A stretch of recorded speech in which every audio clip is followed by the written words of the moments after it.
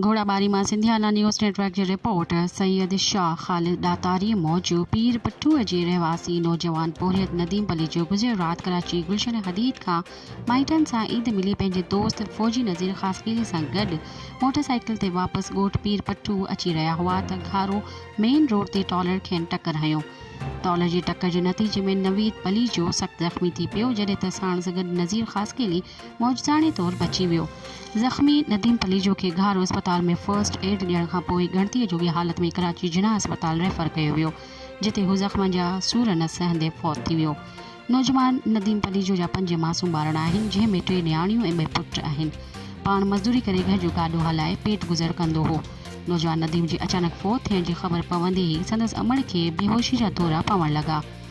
मासूम ॿारनि में रुजराड़ू मातम मतल नौजवान जी अचानक मौत जो ॿुधी ॻोठ में सोगवार माहौल छाइजी वियो। संदसि मढ़ सवें आलिन अखियुनि सां अबाणी क़ब्रिस्तान पीर पट्टूअ में दफ़न कयो वियो। सखी दातार बारड़ा संगत सिंध पारां ॾुख जो इज़हार कयो वियो।